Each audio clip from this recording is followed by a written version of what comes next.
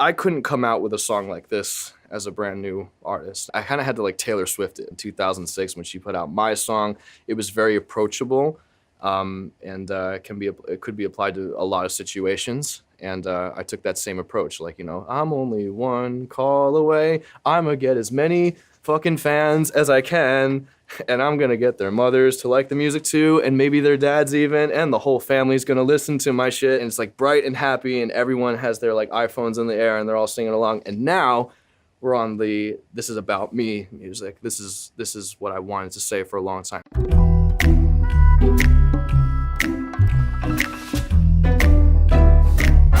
When I came up with the song originally, I was on this hotel bed in this really cool room in the Philippines. I think back about the time I was in that hotel room, and she was literally crying to me about how mistreated she is by her ex, and had me thinking that I could be the guy who could fix her. Like, girls are crazy. Like, they're amazing and crazy at the same time. It almost paints the picture of like the background music of all the parties that I went with her. With like a soft kick with like noise under it, like I don't know, something that people could like walk to. You've been running around, throwing that dirt all on my name. Cause you knew that I'd call you up. It's a very small industry, this music industry, so you hear, oh, she's saying this about you, and she told this person that you're shit and you're no good. And I never heard it from the horse's mouth, so I always thought that'd be interesting to include that like right off the get-go. I have a very Swedish approach to lyrics. Sometimes my initial scratch lyrics make no sense. As long as the syllables sound good, like run around, You've been going around every party in LA. Cause you knew that I'd be at one. Typical LA party is full of dudes who looked like they took 6 hours to figure out what kind of bomber they were gonna wear. Whereas I just walk in with like a shirt that I've been wearing for 2 days, because I wrote a good song in that shirt, and I wanted to write a good song 2 days later, so I just thought it'd be a good idea to keep that shirt on, so I kept the same shirt on. They're like, who's this kid with his half eyebrow coming into my rented house party and with my rented Audi in front? It's that type of shit. I know that dress is karma, perfume regret. You got me thinking about when you were mine. I go into the Edition Hotel, and she's wearing this very distinct perfume that it's almost like she wore it on purpose, because it's the perfume that she wore when I first kind of fell in love with her. And I've never fallen in love with anybody like that before. So I came in with someone who, you know, I was definitely having a nice time with, and I enjoyed her company, but she wore that perfume on purpose to fuck me up.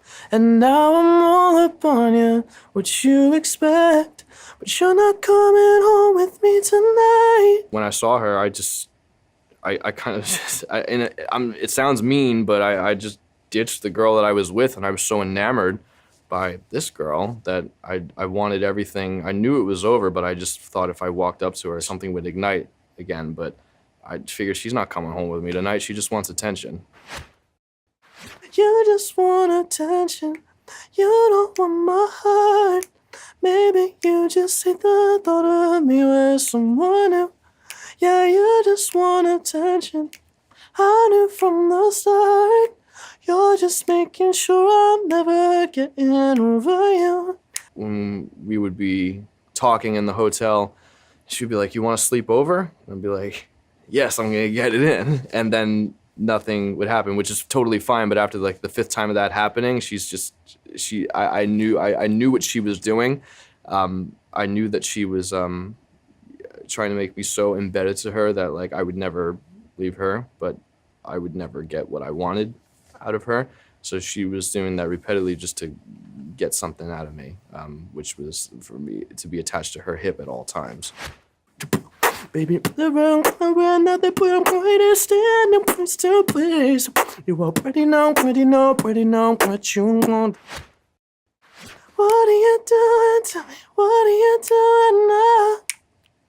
what are you doing to me? What are you doing? It might have been like the first time that I just like kissed her or something simple like that. I just kind of, in the most manly way possible, just shed a little tear because it was a lot. And I didn't expect it to be a lot either. It's a real thing, it's not an act.